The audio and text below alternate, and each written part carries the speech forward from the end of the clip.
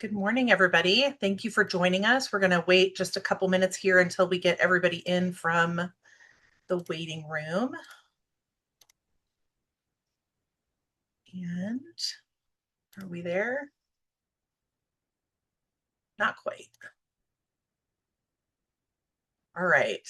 I'm going to go ahead and get us started while we're waiting for the last couple of folks to make their way in. Thank you for joining us. We're happy to have you guys here with us today. I hope everybody has been staying cool. It's been a little bit hot lately. Looks like we've got some cooler weather to look forward to in my garden. We'll be very happy with the rain on Friday.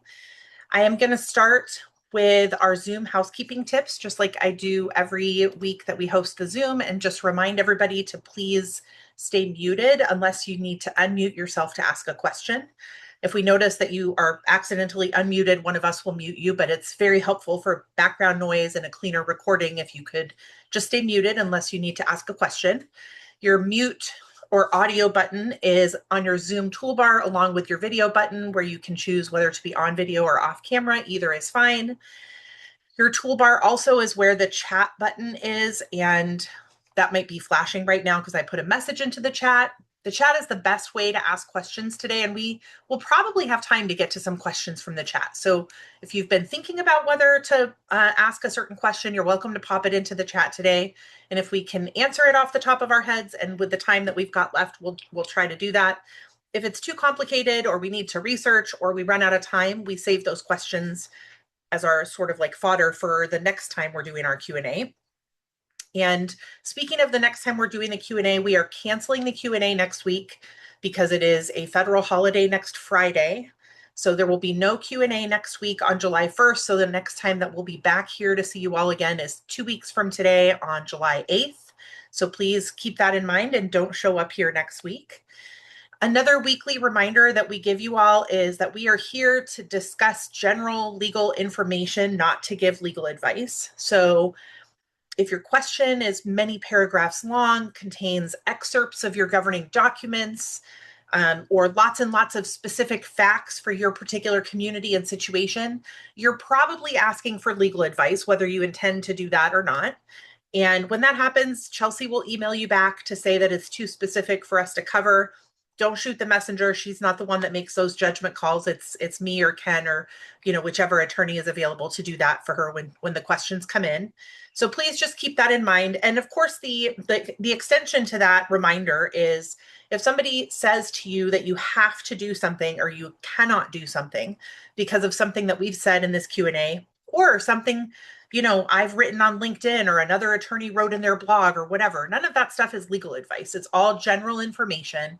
The only person or entity that can give you legal advice is your community attorney, your association attorney. So when you need legal advice, go ask them for that advice and come here to talk about trends and legislative updates and more general information. I am also going to pop into the chat a link to the WSCAI event page for the upcoming golf tournament, which is on July 20th. It's in Woodinville this year. And it's a very fun event with no education whatsoever and just outdoors, themed like tables at each hole of the golf course and a great dinner afterwards. It's very fun, very social. So if you don't have plans on July 20th, you should consider going to the WSCAI golf tournament. And the last thing that we have been reminding folks of the last couple of weeks is that even though we are in the off season from a legislative session perspective, the WSCAI Legislative Action Committee is working and meeting in this off season to consider what our legislative priorities are for next legislative session, which starts in January of 2027. If I remember correctly, it's a long session next year. This year was a short session. And next year will be the first year of the biennium. Our legislature works on a biennium system where any bills that don't get passed, that get proposed but don't get passed during the first year of the biennium, automatically come back up for reconsideration in the second year of the biennium. So all of that being said, we are looking to propose some legislation next year rather than just sort of playing defense in response to legislation proposed by others. So if you have ideas that you would like the Legislative Action Committee to consider, please feel free to contact WSCAI and get the contact information for our Legislative Action Committee chair and send your ideas to the chair. We can't promise that we will be able to prioritize all of the ideas that are given to us. We have a lot of different ideas from a lot of different people, but we are absolutely willing to look at all of them. So please send those over to the Legislative Action Committee. I think that covers all of the announcements for today. So Lisa, do you have anything that I should cover before I jump into the questions? No? Nope, okay. Let's get started. All right. This is a paraphrased follow-up question about whether the cost to send notice to an owner can be assessed to that owner. And this is in response to something that we covered at the last Q&A. The person who submitted the question is asserting that notice by mail involves the expenditure of common funds that are collected for the purpose of maintenance and not the personal convenience of a recipient. Can an administrative fee of $10 be added for US mail service? Not a fine, but an administrative processing fee, preceded by a warning that the next time service arrives, the fee will be added. Additionally, may an owner waive service of recurring or annual board meetings? Board meetings are posted at the mailboxes on our bulletin board. So the short answer to this question is that there is nothing in the statutes about notice that allows an association to make up an administrative fee that's unrelated to the actual costs of mailing to comply with a statutory requirement to send notices to the owners. I'm going to say that again because it felt like a maybe potentially confusing sentence. There's nothing in the statutes that says an association can make up an administrative fee that's unrelated to your actual costs of mailing, printing and mailing, when you are sending the notice to comply with a statutory requirement that you give notice. One of the things that I noticed about the way the question was phrased is that the owners are asking for notice, or somehow it's like about the owner's personal convenience. This has nothing to do with what owners are requesting. It has nothing to do with their convenience. The statute is very clear about how you give effective notice to your homeowners.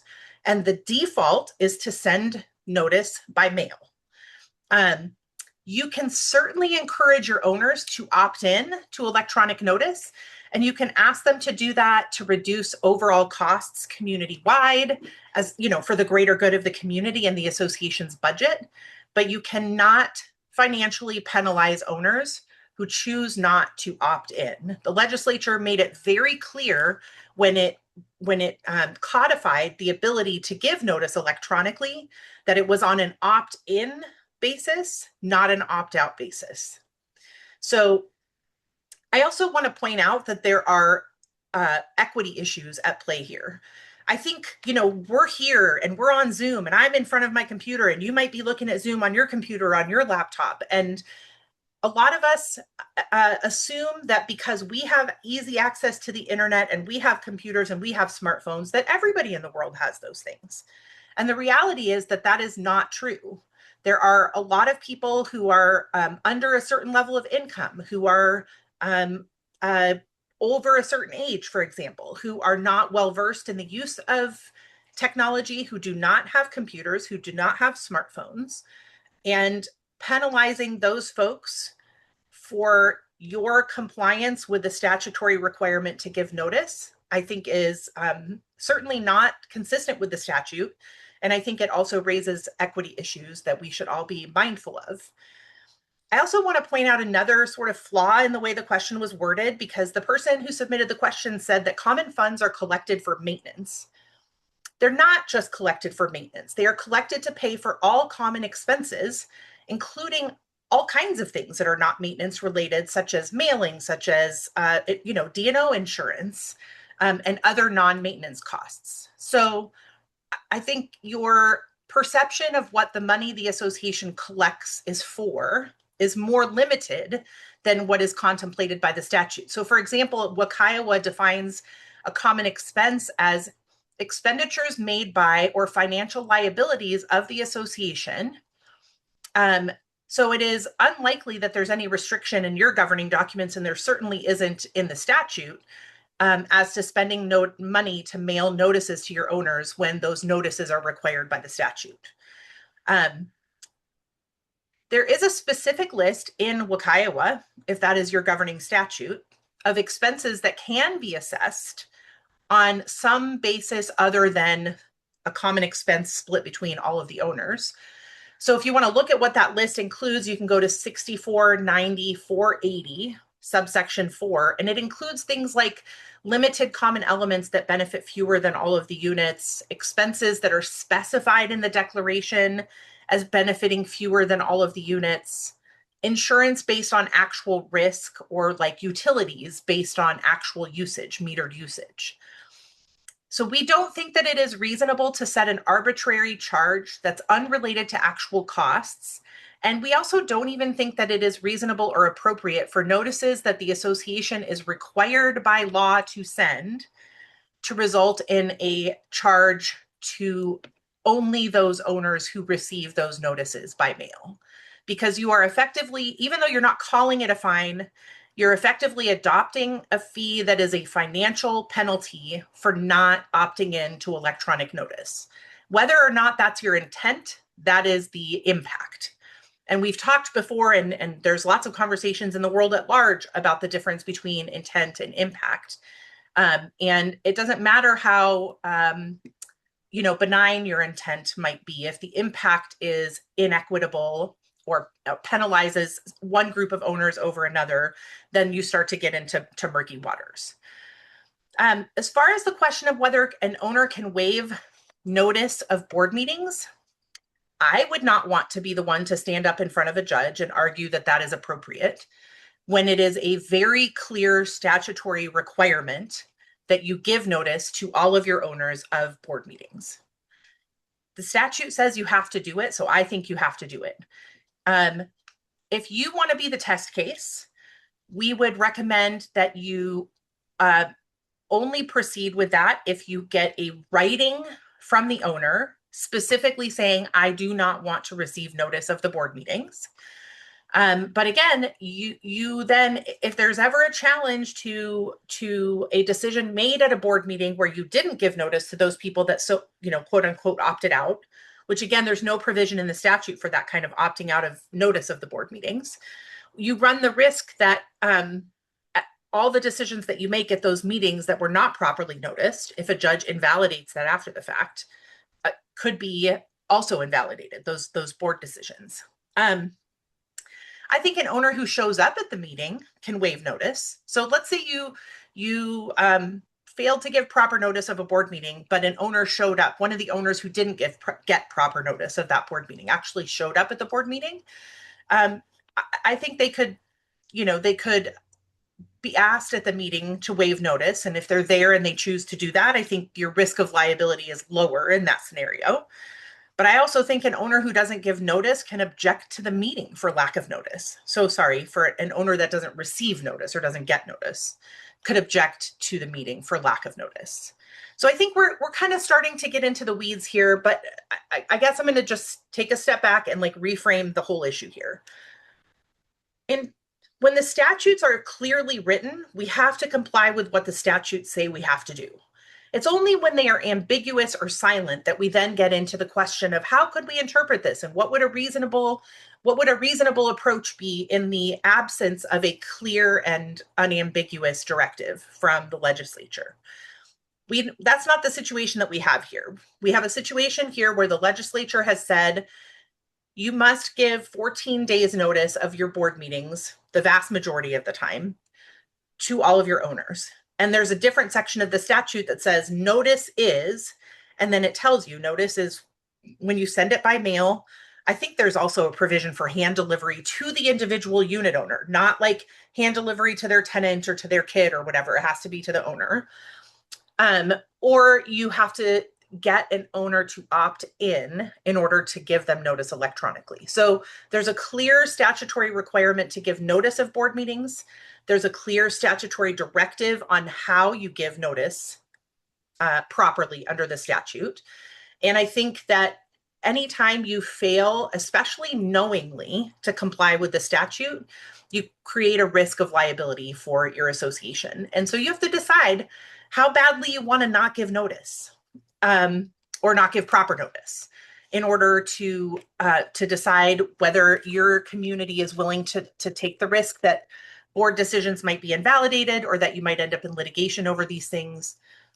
Also, I would like to point out that most insurance policies have an exclusion for willful violation of the law. So if you know that you have to give notice and you know how notice is properly given under the statute and you just ignore that, your insurance, which would otherwise cover, for example, your D&O insurance, if would cover, board actions taken in good faith when trying to govern the community, you might not have coverage if there's a claim against you in the future, if there is proof that you knew you were supposed to do a thing and you chose not to do the thing. So I think that's probably enough ranting from me on the topic. I think I've answered the question. Feel free to request clarification in the chat, but otherwise we'll keep it moving and then come back to anything from the chat later. Sounds good. I think I might just add, Valerie, this is one of those really easy things that's easy to budget around. You know how many owners you have, you know how many meetings you have, and in your annual budget, and budgeting for mailing is not a super complicated line item, I would imagine. Okay, next question. When boards send out the annual meeting schedule in advance and include a general agenda, do they also need to include the Zoom information at that time, as well as when they send the finalized agenda prior to the specific meeting? The short answer to this question is that the meeting notice by statute must contain the Zoom link and a phone number.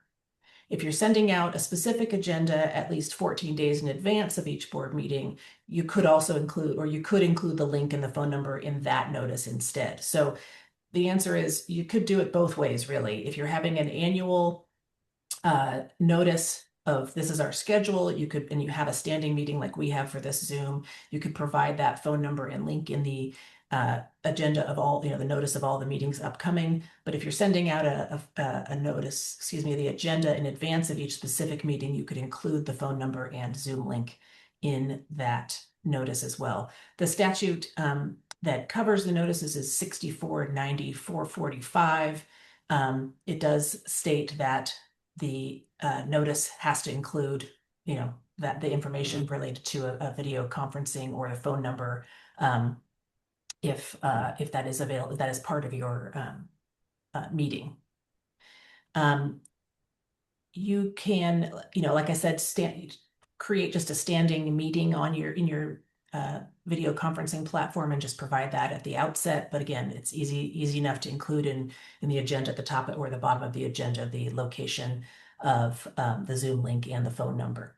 So to wrap it up, yes, you do need to include that information in any notice you're sending for the meeting. If you send it if you're already sending an agenda out, which you should be, then it'd be perfectly appropriate to put that information in that notice. Anything I missed there, Valerie? The only thing I'll add is just a reminder that every conferencing software that I've used, like Zoom or Teams or whatever else, Google Meet even, automatically gives you a call-in phone number to include with the link for the meeting. So I think it's like the number of budget ratification notices that we review on the collection side where there has been a failure to include a call-in phone number is a little bit shocking, especially given how easy it is and how automatic it is for that phone number to be generated as part of, like when you set up a meeting in Zoom and then you say copy meeting notice, the text that you copy automatically includes a phone number and you have to delete it out on purpose in order to remove that from what is being given to your ownership. And I know this is sort of tangential to the question, which is whether the conferencing information has to be included there.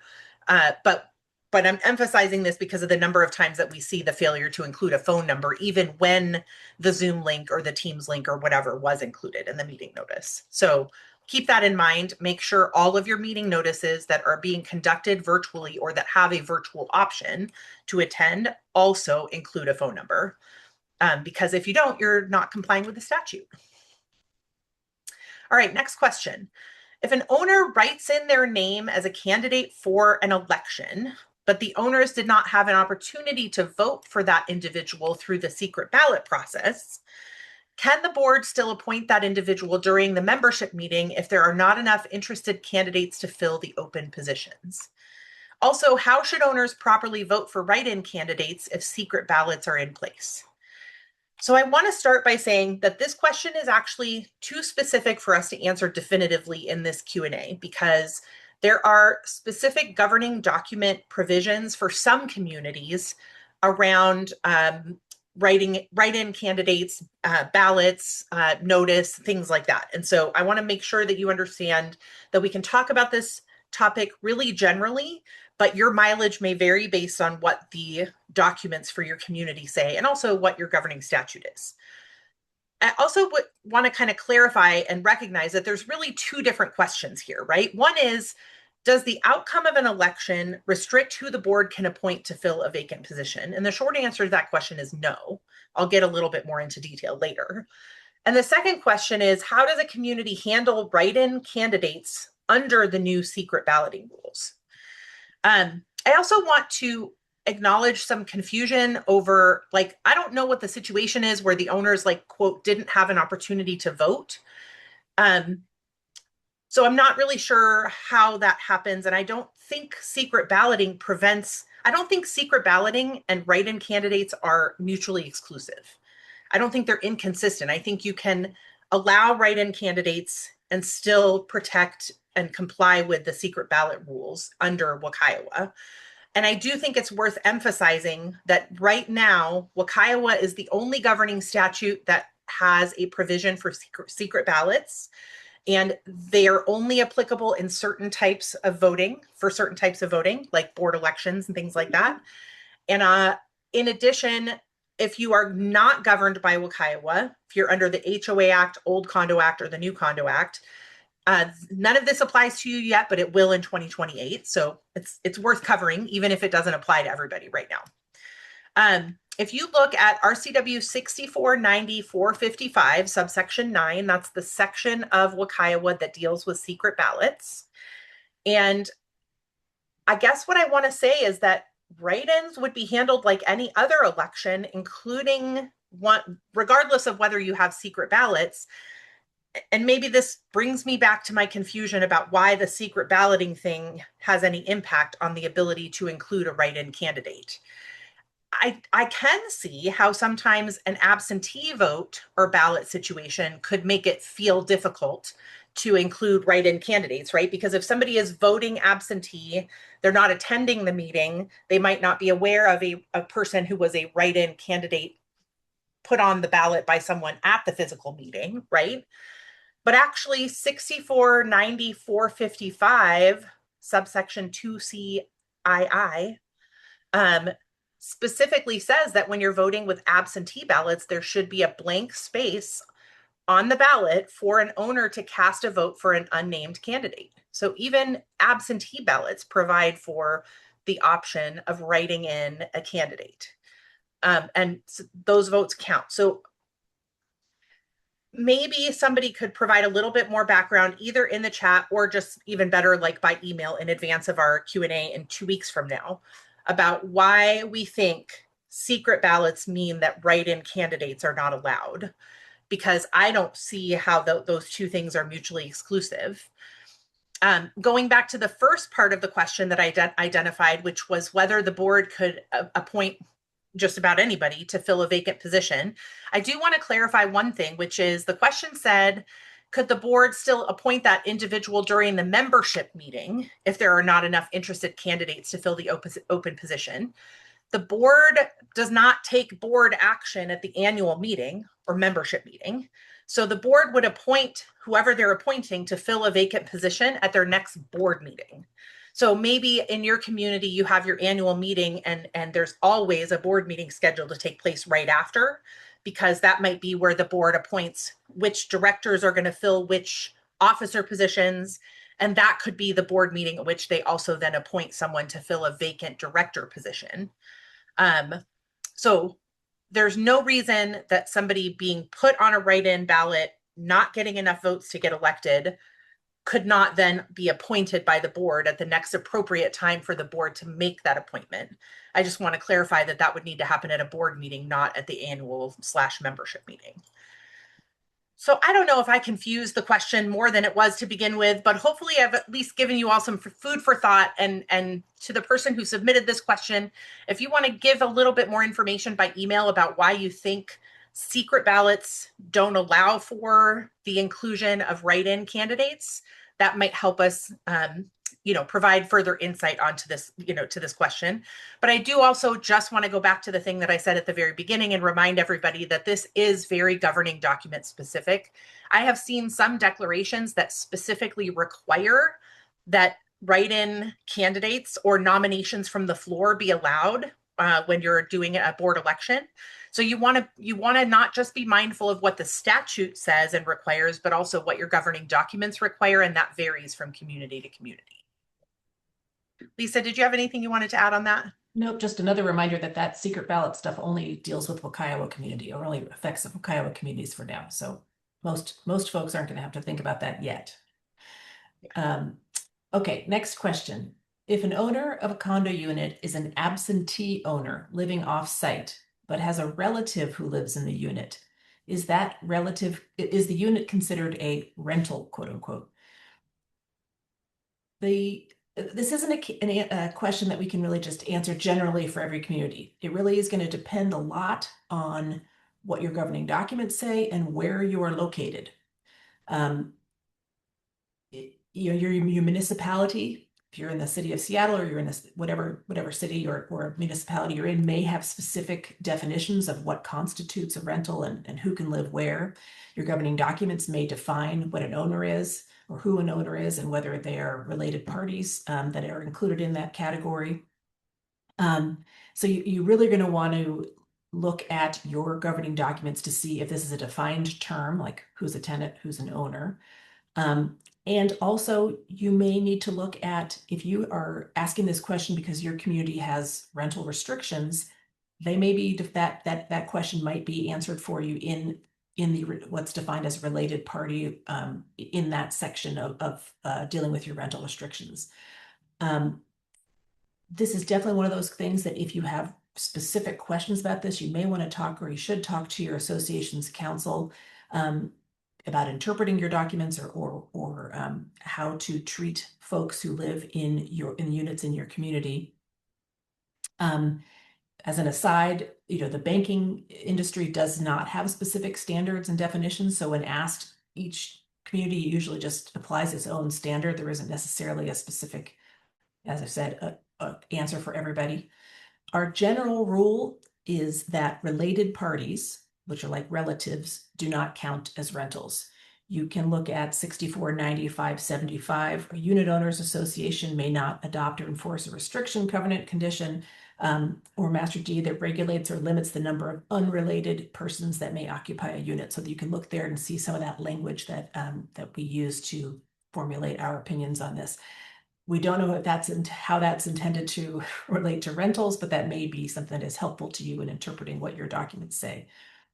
Similarly, if your community is interested in sort of crafting rules that deal with this issue, you really need to look at what your governing documents say. You can't create a rule that is not related to something that is in your governing documents. We kind of beat that drum, I think, a lot. But if you have questions about that, or you want to create rules that deal with occupancy, rental restrictions, that kind of, or rental issues, that kind of thing, you definitely need to look at what you've got in your governing documents and talk to your counsel before going down that road. So short answer, unclear whether or not that person may be, whether that unit may be a rental because there's a relative living in there. But start at the top, start looking at what documents govern your community and where your community is to figure out what the answer to that question may be. Anything that you want to add to that, Valerie? Yeah, I mean, I'm just chuckling because I'm laughing at the variety of inappropriate places that we have seen rental restrictions tried to be implemented by our community. So Right. some communities really, really, really want to restrict rentals within their communities, and they'll stick it in the bylaws, or they'll stick it in the rules, or they'll, And the only place that you can adopt a rental restriction is in your declaration or an amendment to the declaration. That amendment could then provide specific authority for the board to adopt rules around the administration of that rental restriction or the rental cap or whatever it is that you have. But if your declaration is silent on the issue of rentals, you want to be really careful about what you try to do in non-amendment documents, because it is likely unenforceable unless you have underlying authority for it in the declaration itself or an amendment to the declaration. All right, I'm going to move us to the next question. And speaking of amendments, we had originally planned to amend our governing documents in 2027, so no funds were budgeted for this project in 2026. The board is now considering moving forward with this project this year. We are considering two options for funding: fully funding the project from our operating reserves, or proposing a special assessment for a portion of the cost and covering the remainder from operating reserves. What steps are required to approve the necessary funding under each of these options? I need to start with a terminology question, which is operating reserves is confusing to me because you either have an operating account and then you have a reserve account. And reserves are typically used for maintenance, repair, and replacement of reserve components. And that's a whole, borrowing money from your reserve fund is a whole situation. And I can walk you very briefly through what those steps would look like. But if you have enough money in your operating account to pay for or start paying for your governing document amendment process, that's a decision the board can make on its own, even though it was not in the budget. So I'm going to say that again. If the money is in your operating account, let's say you have a surplus in your operating account and you have enough money to pay the 15 grand or whatever it is to do your restatement, and that's what you want to do, the board can make a decision to spend that money without a vote of the ownership, without a special assessment, or without taking any other additional steps other than making a decision at an open board meeting with proper notice to the owners given of that board meeting. If you're talking about taking money out of your actual reserve account, that is something where you have to follow the statutory steps for borrowing money from your reserves. And if you're looking at WUCIOA, for example, it's 649540. And it says the board can withdraw funds from the association's reserve account to pay for unforeseen or unbudgeted costs that are unrelated to the replacement costs of the reserve components. But for the most part, you have to notify your ownership of that intent to borrow from the reserves. And you have to basically have a plan in place for how you're going to repay the borrowed money into the reserve fund within 2 years, unless you can demonstrate that doing so represents an undue burden on the ownership. Repaying represents a burden on the ownership. So if you have the money in a bank account somewhere, if it's in your operating account, the board can make that decision at a board meeting. If it's in the reserve account, the board can make the decision, has to notify the ownership, and has to repay it, have a plan in place to repay the borrowed money within 2 years. If you don't have the money anywhere, or in an abundance of caution and because you want to be transparent with your ownership and make them aware of what it is that you're planning on doing with these funds, then you could adopt a special assessment, even a small one, if you have some money for this in your operating account. And the process for adopting a special assessment is the same as for ratifying a budget. So you have to give your owners notice of the intent to specially assess a certain sum of money. You have to tell them where the money is going to come from, what the money is going to be used for. It's the same exact process as notifying your owners of the budget ratification, that you go through each year. And the statute for that is RCW 6490-525. Yes, that's part of WUCIOA. Yes, it still applies to everybody, even if you're not a WUCIOA community. That's been true since 2018. So if you have to do a special assessment, that does require ratification. If the money is in an account, that does not require an owner vote, but depending on which account you're taking the money from, the process looks different. There is a follow-up question in the chat about whether posting minutes counts as notice to owners about borrowing from the reserve account. I'm going to refer you back to the statute, which gives very clear direction about how to give formal notice, notice with a capital N under the statutes. And no, the short answer is posting the minutes is not good enough to qualify as proper notice under the statute. Under the statute, as we talked about earlier today, there are 3 effective ways to give notice to your homeowners. One is to hand deliver a copy of the notice to the owner themselves personally. 2 is to mail the notice to the owner, and that's really the gold standard and the default. And 3 is that for owners who have opted in to receiving electronic notice, you can send them the notice electronically at their email address that they have given to you.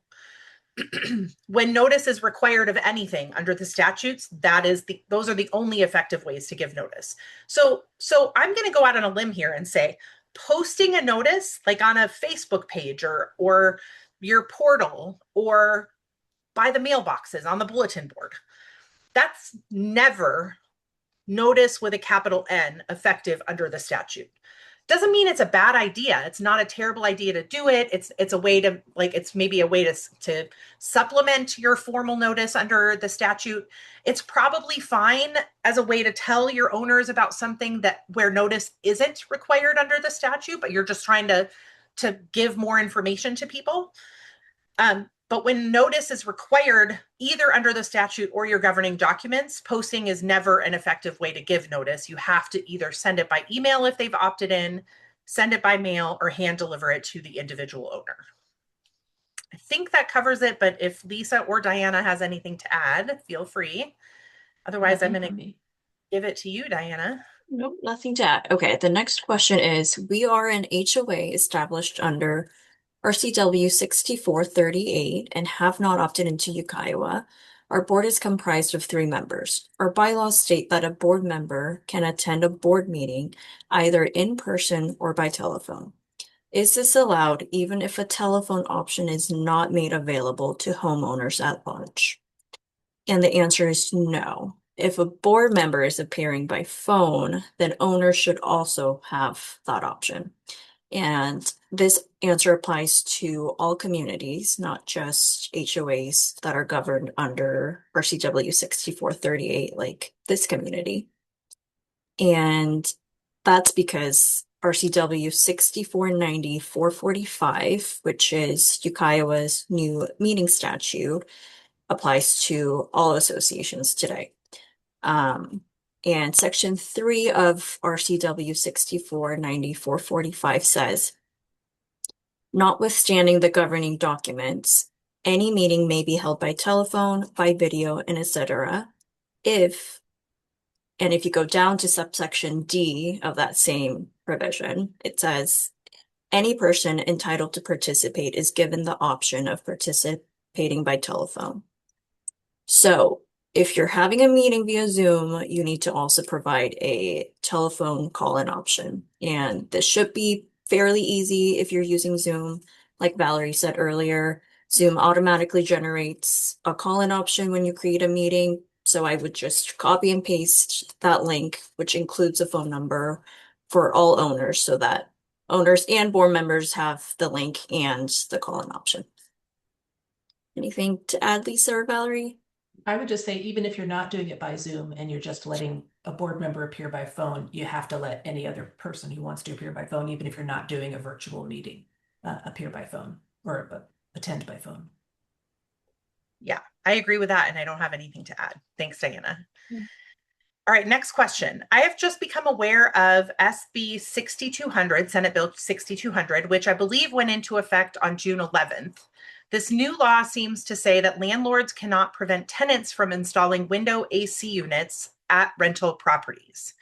The statute does not seem to grant any exemptions for properties which may have other HOA restrictions or CC&Rs prohibiting such AC units, or which would require architectural approval before installation.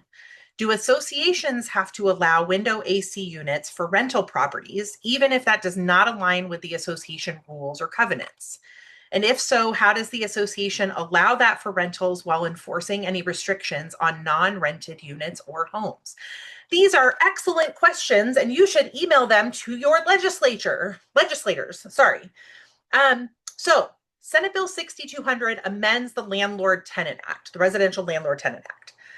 It creates a new section of the RCW 5918 that requires landlords to allow a tenant to install a window AC unit. It is completely silent and does not directly bind community associations. So you as an HOA or a condo association can still prohibit window AC units in your community very clearly when they're installed by a homeowner.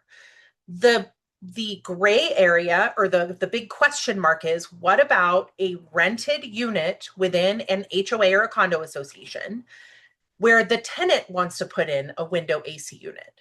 And the answer to this question is that we don't know. This was very clearly an amendment to the Residential Landlord-Tenant Act. So it definitely does not impact a community's ability to ban window AC units in general.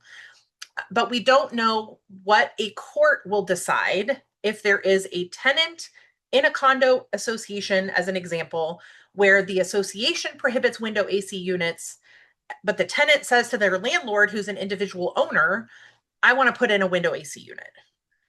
Because the association's enforcement authority generally is against the owner, not against the tenant, although under WUCIOA that is different. And so that's changing. And so until we have case law interpreting this, we really don't know what the answer to the question is. So then we default to, how do we handle this as a practical matter? How do we advise our clients to handle this as a practical matter? One thing that we will note is that often when a community does allow rentals, the lease is required to include a copy of and incorporate by reference the CC&Rs into the lease. So if your community has language like that, and if your homeowner landlords are actually following those rules, then I think you have a stronger case for being able to prohibit that window AC unit, even when the unit is tenant occupied, because presumably the tenant has been put on notice of that prohibition, and the CC&Rs and the rules around that are provided to them. They're made a part of the lease by the language of the lease itself, etc. There are other ways that you can restrict AC units like this, and one of them is that sometimes they are very loud, and you might be able to enforce noise related rules against a unit, even if the authority to regulate the window AC unit itself is murky. So that's one thing that you could consider. Another thing that you can consider is that tenants within your community could consider, I have these little rolling individual room AC units, and the little exhaust fan or like exhaust tube thingy has to get attached to the window, but not the whole unit. The whole unit doesn't get attached to the window. So there are other types of portable AC units that could function just as well as those window units. Those could be suggested as an alternative that would address at least some of the appearance related concerns that a community association might have in desiring to regulate these window AC units. But this is a whole lot of word salad for I don't know, right? Because we don't know. This is a new revision to the Landlord-Tenant Act. Again, the Landlord-Tenant Act is not a part of our common interest ownership statutes. It's not intended to impact the ability of a community association to regulate the use and appearance of things like this within their communities. But there is absolutely an open question of what a court would do when presented with the very specific fact pattern of this question. So beyond sort of the commentary that I've given you today and the general I don't know, the only other thing I'll say is, and this is something that we say a lot, is that some of these things come down to how badly a client community wants to do the thing that they want to do, where we don't know how a court is going to decide on that thing. Because if you want to do it badly enough, you have to essentially be willing to say, you know what, I'm going to roll the dice here, and maybe we're going to be the test case in front of a court that's going to decide how these statutes interact. How does this limitation in the Residential Landlord-Tenant Act impact a community association's ability to regulate window AC units in a tenant-occupied unit, where their enforcement authority is usually against the owner, not the tenant? if you want to be the test case, then you talk with your association attorney about how to craft rules around this that are as careful as they can be. Make sure that your process is as clear and clean as it can be. And then you have to roll the dice and be willing to pay your attorney to litigate these things that we don't know how the courts are going to come down on them. But this is a perfect example of sort of how certain certain legislative actions have unintended consequences. And so if you find yourself frustrated when things like this happen and you're like, why didn't the legislature think of that? How could they not have thought of that potential impact, that would happen downstream from legislation like this? Please, pay attention to the emails that go out from our Legislative Action Committee. Consider serving on the Legislative Action Committee if that's something that you have the time and the capacity to do. If not, sign up. Each legislative session, we send out, WUCIA sends out the ability to sign up for our Monday Morning Minute, which is updates that we give people during the legislative session when things like this, or more specifically, community association type legislation comes up and we need folks to look at it, to contact their legislators, to maybe testify at a hearing on a piece of legislation, because this is, happening very often where legislation that's intended to address one issue has a sort of downstream effects that nobody really thinks about. And it's helpful. It's helpful for folks like you that are boots on the ground, homeowners, board members, managers. They don't want to hear from the lawyers on the Legislative Action Committee anymore. The legislators don't, but they do care a lot about what y'all have to say. So please keep that in mind. I think that's it on that question, unless either of you guys has anything to add. No, I was just chuckling about the timing of that with the weather. Right. Right. If you're going to roll the dice on it, maybe you don't have the hearing in July. Yes, for sure. Okay, we have a couple of questions from the chat, so I'm going to go ahead and read those, and whoever wants to answer them, just jump in and answer them. The first one is, I think resale certificates are for condos only right now. Is that going to expand in 2028? Anybody want to take that one, or should I do it? Well, my understanding is it's part of WUCIOA, isn't it? So that it will be something that has affected all communities in 2028. Yep. So currently, WUCIOA communities and communities governed by both of the condo statutes are required to provide resale certificates. But when a home that is in a community governed by the HOA Act is sold, there is not a requirement at this time for a resale certificate. However, on January 1 of 2028, the HOA Act is going away, the old Condo Act is going away, the new Condo Act is going away, and the only statute left will govern everybody, and that will be WUCIOA. And that includes a resale certificate requirement. And so, yes, if you are currently governed by 6438 without a resale certificate requirement, you will likely have to start providing them in 2028 when you become governed by WUCIOA along with everybody else. All right, the next question from the chat is, I understand that we may not prohibit a licensed family home childcare business simply because it is a childcare business.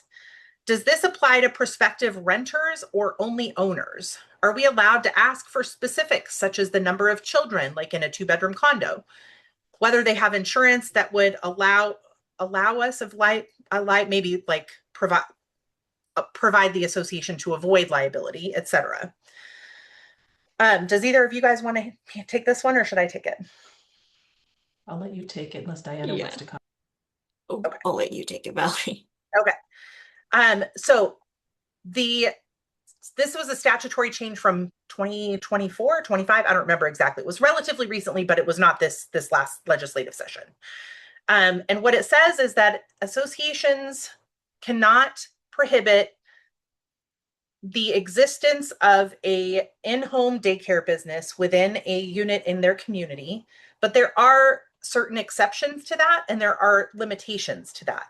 So if you are in a restricted access condominium building, you don't have to allow in-home daycares.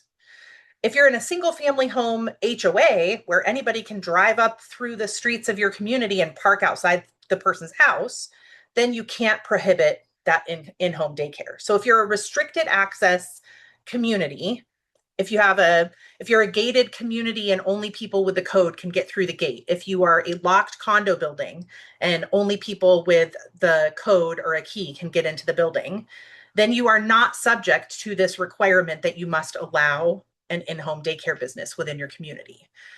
If you are subject to this requirement and you are one of those communities that must allow it, I don't think that it matters whether the daycare is being run by an owner or by a tenant.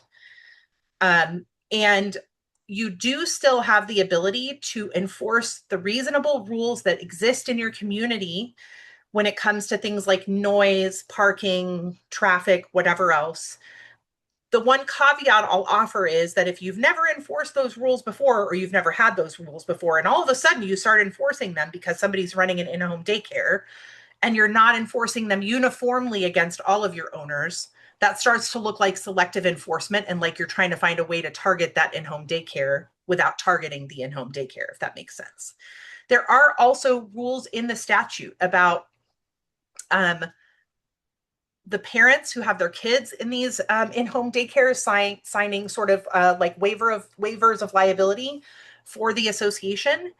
And there are also requirements for the daycare to have insurance. So if you're trying to figure out what is allowed, what you can and can't regulate, what you need to ask for from the person who might be running that daycare within your community, I would recommend that you consult with your association attorney. Certainly you can also look at the statute yourself, but also consult with your association attorney so you can understand what must be allowed, what can be regulated, and what it's appropriate for you to ask for from the person running that daycare.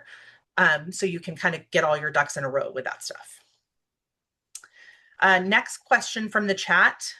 If an owner puts in a request for records, but won't accept a nominal charge for its compilation, what would be the next steps? That is a great question. Does anybody want to take that? Yeah, I mean, my question is also, are they talking about the owner offering the nominal charge, or is it the association charging the nominal charge? Because I mean, I think that the statute's pretty clear that the association can charge something, a reasonable charge, I think the language is, for an owner who makes a request for documents and records that they're able to see. And so I think, if an owner's unwilling to pay them, I don't think the association has to comply. If there's an easier way to provide the documents that doesn't require a charge, they're already on the portal, for example, that would be an easy way to manage that differently. But I think if there is time and energy spent in preparing the documents pursuant to the records request, it is reasonable to charge a nominal charge. I think that is specifically authorized. Yeah, and like as to your question about like what are the next steps, I think the next steps would be that there's a written response to the owner saying we received your request for XYZ records. Here are the ones that are available electronically and there is no charge for them. But in order for us to get 10 years worth of board meeting minutes, we have to go through the archives we have to get the boxes from the offsite storage company and blah, blah, blah. And here's the total cost of providing you those. Please confirm that you will pay that charge, and we will then comply with the records request. And if they're like, I'm not going to pay that, right? Like that's the situation. Then I think I think it's a good idea to consult with your attorney to make sure that your written response to the owner is appropriate.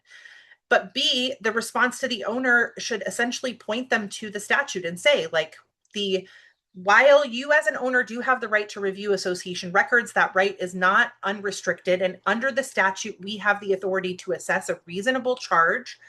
And these are the costs that the association is going to incur in responding to your records request. And if you're not willing to pay the cost, then we will not be providing you with access to the records. I think that's the next step.